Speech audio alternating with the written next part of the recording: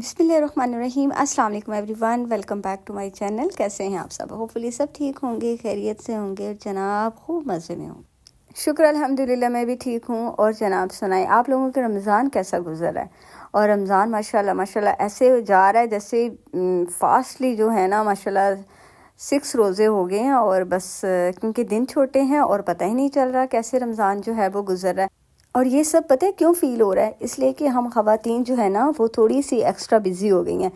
क्योंकि दिन तो हमें तभी लंबे लगते हैं या हमें कोई काम जो होता है वो तब लंबा लगता है जब हमारे पास काफ़ी टाइम होता है और हम एक्स्ट्रा फ्री बैठे रहते हैं। बट ये रमज़ान जो है, क्योंकि ये विंटर्स में है, दिन छोटे हैं, अभी दिन इतने बड़े नहीं स्टार्ट हुए, तो हमारे पास दिन में करने के लिए एक कामों की जो है ना वो लॉन्ग लिस्ट होती है। और हम अभी एक काम ख़त्म करते हैं तो दूसरा स्टार्ट कर लेते हैं और साथ ही हमें जो है वो अफ्तारी की तैयारी करनी होती है। साथ साथ हमारी ये कोशिश होती है आम दिनों की निस्बत रमज़ान में हम ज़रा अपनी नमाज़ें जो हैं वो पूरी अदा कर सकें, थोड़ा सा एक्स्ट्रा अल्लाह ताला की इबादत कर सकें। क्योंकि कहते हैं ना कि रमज़ान में जो रहमतें हैं वो आम दिनों की निस्बत ज़्यादा बरसती हैं। तो हमारी यही कोशिश होती है कि हम अल्लाह ताला की वो रहमतें जो हैं उनसे भरपूर फ़ायदा उठा सकें और उनको जो है अपनी लाइफ में इम्प्लीमेंट कर सकें। तो जनाब यहाँ पे हमारी जो ख़वातीन की रूटीन होती है वो एज़ यूजुअल वैसी ही रहती है। तो आज मैंने सोचा मैं टीवी लाउंज की जो है वो ज़रा अच्छी सी डस्टिंग कर लूँ, क्योंकि पूरे वीक से मैंने इसकी डस्टिंग वगैरह नहीं की थी। और अब क्योंकि रमज़ान है तो ज़्यादा टाइम जो है टीवी लाउंज में डाइनिंग के आसपास जो है ना वो सबका गुजरता है। तो मैंने जो है आज ज़रा डाइनिंग एरिया जो है वो ज़रा क्लीन करना था, सिटिंग एरिया जो था वो थोड़ा सा क्लीन करना था। और आज क्योंकि मैंने अफ्तारी का थोड़ा सा काम जो है वो थोड़ा सादा रखा हुआ था, आज मैंने सोचा आज मैंने कोई भी फ्राइंग आइटम जो है ना वो नहीं बनाना। यकीन मानिए डेली अगर आप अफ्तारी में फ्राइंग आइटम खाएंगे ना तो इससे ना सिर्फ आपके स्टमक जो है वो भी बर्न अप होंगे, सेकेंडली आप रमज़ान तो गुजरेगा, उसके बाद जो हम वेट गेन करते हैं ना वो ज़्यादातर फ्राइंग आइटम खाने से ही गेन करते हैं। तो कोशिश करें कि अल्टरनेटिव डेज़ में एक दिन आप जो है फ्राइंग आइटम जो है वो स्किप रखें। अच्छा, मैं डाइनिंग एरिया को वीक में एक टाइम ऐसा होता है कि जब मैं इसके जो ऊपर ग्लास लगा हुआ है और टीवी लाउंज में जितने भी टेबल्स हैं जिनके ऊपर ग्लास रखा होता है तो उनको जो है मैं विम जो होता है, विम और विनेगर के साथ जो है ना अच्छे से क्लीन करती हूँ। उससे ये होता है कि जैसे डाइनिंग एरिया है, डाइनिंग टेबल है, तो इसके ऊपर भी सम टाइम जो है वो चिकनाई सी और ग्रीस सी जो है ना वो होती है, तो आपका जो शीशा वो इतना ज़्यादा क्लीन नहीं होता। तो मेरी ये आदत है कि मैं जो हूँ इसको विम और विनेगर के साथ जो है गर्म पानी के साथ कोई भी जो आप टॉवल यूज़ करते हैं क्लीनिंग के लिए उसको अच्छे से जो है वो डीप करके तो उससे क्लीन करें। और उसके बाद जो है मस्ट मैं एक दफ़ा जो है वो ग्लास क्लीनर जो है एंड पे एक दफ़ा ग्लास क्लीनर के साथ क्लीन कर देती हूँ। और जो आज जब आपने ग्लास क्लीनर यूज़ करना है तो फिर आपने जो टॉवल है उसको चेंज कर लेना है, क्योंकि वो टॉवल आपके पास ड्राई होना चाहिए। और ग्लास क्लीनर से ये होता है कि जो शीशा है वो बिल्कुल जो है ना शाइन करने लगता है, बिल्कुल एकदम उसके ऊपर से जो है ना चमक आना स्टार्ट हो जाती है।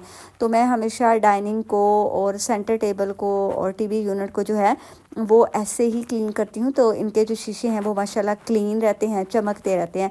और पहले जो है विम के साथ या विनेगर के साथ इसलिए साफ़ करती हूँ टॉवल, गीला टॉवल करके, ताकि इसके ऊपर जो डस्ट है ना वो अच्छे से क्लीन हो जाए। तो बहरहाल आप लोग मुझे बताएं, आप लोग जो है अपने घर जो ग्लास की चीज़ें होती हैं उनको कैसे क्लीन करते हैं। और वैसे भी आजकल तो side table, centre tables, dressing सब के ऊपर ही हम लोगों ने ग्लास टॉप पे रखे होते हैं, तो उनकी क्लीनिंग जो है ना वो मैं ऐसे ही करती हूँ। और पता है हमारे घरों में ना सबसे ज़्यादा यूज़ होने वाला एरिया जो होता है वो हमारा लिविंग एरिया ही होता है, क्योंकि हमारा टीवी भी वहाँ पे होता है। और अगर आपका लिविंग एरिया में डाइनिंग टेबल भी वहीं पे है तो फिर आपका खाना पीना, बच्चों को पढ़ाना, सारा दिन जो है वो आपका लिविंग रूम ही यूज़ हो रहा है। तो इसकी क्लीनिंग जो है ना वो आई थिंक ज़्यादा टाइम मांगती है और इसमें थोड़ा सा टाइम जो है वो भी ज़्यादा लगता है। तो बाकी क्योंकि रूम्स वगैरह में तो हम एक ही दफ़ा बस जब सुबह उठ के निकल आते हैं तो उसके बाद ना तो बच्चे रूम्स में जाते हैं और ना ही कोई बड़े जो हैं वो रूम्स में जाके बैठते हैं। तो रूम्स को आप जो है अगर वीक में एक दिन भी दे लें तो आपका जो रूम है ना वो साफ़ सुथरा ही रहता है। और वैसे भी बेडरूम्स ऐसे होते हैं कि आपने अगर बेड बना दिए उनके तो आपका रूम जो है वो एकदम साफ़ सुथरा लगना स्टार्ट हो जाता है। बट लिविंग एरिया में जो होता है बच्चे जो है बस रिलैक्स होकर बैठे होते हैं सोफ़ा पे, और फिर मेरी बेटी जो है वो माशाल्लाह सारा दिन उसे टीवी के आगे बैठ के ही अपना पेंट करना होता है, खेलना होता है, तो फिर उसका जो है ना वो ज़्यादा बखेड़ा डाल के बैठी होती है। कभी टॉयज़ उसके बाहर होते हैं, कभी पेंट की चीज़ें जो हैं वो बाहर होती हैं। पेंटिंग करते करते सम टाइम वो जो है वो बस हर जगह जो है ना वो पेंट लगा देती है।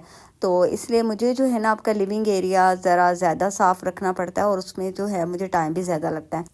डाइनिंग टेबल को मैं हमेशा जो है बिल्कुल सिंपल रखती हूँ। बहुत ज़्यादा चीज़ें जो हैं इसके ऊपर प्लेस नहीं की होती, क्योंकि जो भी चीज़ें होती हैं मैं ज़्यादातर किचन में रखती हूँ। और बस खाने के टाइम जो है जैसे इफ्तारी के टाइम सॉसेस वगैरह चटनियाँ वगैरह जो है वो उसी टाइम ही मैं डाइनिंग टेबल पे रखती हूँ, और उसके बाद जो है वो उठा के दोबारा फ्रिज में रख देती हूँ या मैं किचन में रख देती हूँ। तो इस तरह मेरा डाइनिंग जो है वो माशाल्लाह बिल्कुल नीट एंड क्लीन लुक ही दे रहा होता है। तो यहाँ पे मैं उसके बाद जनाब किचन में आ गई थी नमाज़ पढ़ने के बाद।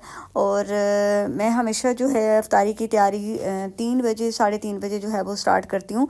और आज वैसे भी मुझे जो है वो ज़्यादातर चीज़ें नहीं बनानी थी, तो ज़ोहर की नमाज़ पढ़ने के बाद कुरान पाक पढ़ने के बाद जो है बच्चे भी स्कूल से आ गए थे, थोड़ी देर उनके पास जो है बस उनके जो काम हैं वो देखती रही। और उसके बाद किचन में आई, फ्रूट कटिंग किया। और सबसे पहले जो है मैं जब इफ्तारी की तैयारी करती हूँ तो सबसे पहले जो है ना मैं फ़्रूट चाट बना के रख देती हूँ, क्योंकि जब आप फ्रूट चाट जो है ना वो सबसे पहले बना के रख देते हैं ना तो आपको इसमें कुछ भी डालने की ज़रूरत नहीं है। मैं इसमें जो है 1 से 2 चम्मच जो है वो शुगर ऐड करती हूँ, कोई चाट मसाला और कुछ भी ऐड नहीं करती। और क्रीमी जो फ्रूट चाट है वो मेरे घर में कोई नहीं खाता, क्योंकि जब हम फ्रूट चाट में क्रीम ऐड कर देते हैं तो फ्रूट चाट जो है वो हैवी हो जाती है। बाकी फ्रूट्स का जो होता है वो अपना ही एक बड़ा मज़े का जूस होता है। नेचुरली जूस जब जो है वो अपना एक टेस्ट डेवलप करता है तो उससे फ्रूट चाट का ना बहुत अच्छा टेस्ट आता है। और जो एक जो मैं शुगर डाली है उससे एक तो खटास ख़त्म होगी, जैसे केवी जो है वो इसमें खट्टी थी, और दूसरा फ्रूट्स जो है वो अपना कलर चेंज नहीं करते। तो मैं फ्रूट चाट जो है वो सबसे पहले बना के साइड पे रख देती हूँ।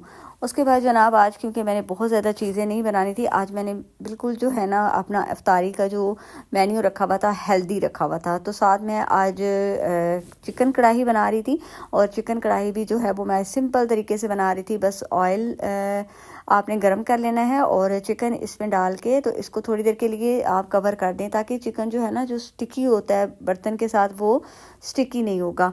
साथ में बना रही थी चना चाट, और मैं डेली चना चाट जो है ना वो डिफरेंट तरीके से बनाने की ही कोशिश करती हूँ। तो आज मैं ज़रा सिंपल तरीके से बना रही थी, और तरीका मैंने कहा तो ट्राई करते हैं। यहाँ पे देखिए आप चिकन को मैंने थोड़ी देर के लिए स्टीम दी है। एक तो चिकन जो है स्टीम से अपना पानी जो है वो भी रिलीज़ करता है, और उसके बाद आपने फ्लेम को जो है वो थोड़ा सा हाई करना है। और अब आपने ऑयल में अच्छे से जो है ना चिकन को फ्राई करना है, ताकि इसकी जो स्मेल है वो ख़त्म हो जाए। उसके बाद मैं इसमें डाल दूँगी अदरक लहसुन का पेस्ट। और यकीन मानिए कि इस तरह जब चिकन बनाते हैं ना तो बहुत मज़े का बनता है। अच्छा, चिकन में जब हम अदरक लहसुन का पेस्ट डाल देंगे तो दोबारा से हमने चिकन को जो है वो स्टीम देनी है, ताकि अदरक लहसुन का जो पेस्ट है उसका टेस्ट जो है वो चिकन में अच्छे से अब्जॉर्ब हो जाए। पता है कुछ ख़वातीन क्या करती हैं, अपने आप को थका देने के लिए 8-8 10-10 डिशें जो है ना वो इफ्तारी में बनाती हैं। यकीन मानिए 2 से 3 डिशेस भी काफ़ी होती हैं। हेल्दी बनाएं, अपने आप को भी थोड़ा सुकून में रखें, अपने आप को भी ना थकाएं। और क्योंकि आपने भी ऑब्वियसली रोज़ा रखा होता है, और मेरा ये मानना है कि 2-3 डिशेस जो है ना वो काफ़ी होती हैं, इनफ होती हैं। अच्छा सा हेल्दी सा सालन ज़रूर बनाएं, और बाकी जो फ्राइंग आइटम्स हैं उनको कोशिश करें थोड़ा कम रखें। बाकी एक्स्ट्रा आइटम जो हैं वो भी थोड़े से कम रखें। एक तो आप भी रिलैक्स रहेंगी, दूसरा ये है कि आप हेल्दी खाना खाएंगी। और कोशिश करें कि हेल्दी वे में खाने बनाएं। और जैसे आप बच्चे हैं तो आप उनको जो है वो क्लब सैंडविच बना के दे सकते हैं, वेजिटेबल और चिकन के सैंडविच जो हैं वो बना के दे सकते हैं। जब भी हम अफ्तारी में बहुत ज़्यादा डिशेस बनाते हैं ना, यकीन कीजिए अगर तो आपके घर मेड्स हैं, हेल्पर्स हैं तो फिर तो ठीक है। लेकिन अगर आपके आसपास जो है आप हेल्पर्स नहीं हैं आपके पास, या आप जो है खाना किसी को नहीं दे सकते, तो यकीन कीजिए कि वो खाना ना सिर्फ ज़ाया होता है बल्कि उससे जो है आपके रिस्क में भी कमी आती है। तो कोशिश करें रोज़ा अफ्तारी तो आप एक खजूर और पानी के साथ भी कर सकते हैं। तो इसलिए कोशिश करें कि रिस्क का जो ज़िया है वो ना करें, क्योंकि हम शॉपर भर भर के जो है ना वो डस्टबिन में डाल रहे होते हैं खाना, बचा हुआ खाना। और इतनी चीज़ बनाएं जो आसानी के साथ और इजीली आप अच्छे से कंज्यूम कर सकें। तो यहाँ पे आलू जो है वो बॉयल हो चुके थे, तो मैंने इसके अंदर जो है ब्लैक चने और वाइट चने जो है वो डाल दिए थे। अब मैं इसमें जो है क्रश मिर्च जो है वो डालूँगी, थोड़ा सा गरम मसाला डालूँगी, चाट मसाला इसमें डालूँगी, और थोड़ा सा मैं इसमें काला नमक जो है वो डालती हूँ। अब इसको जो है मैं अच्छे से मिक्स करूँगी। अच्छा, चाट जो है ना, चना चाट मैं रोज़ बनाती हूँ और मैं इसको डिफरेंट तरीके से बनाती हूँ।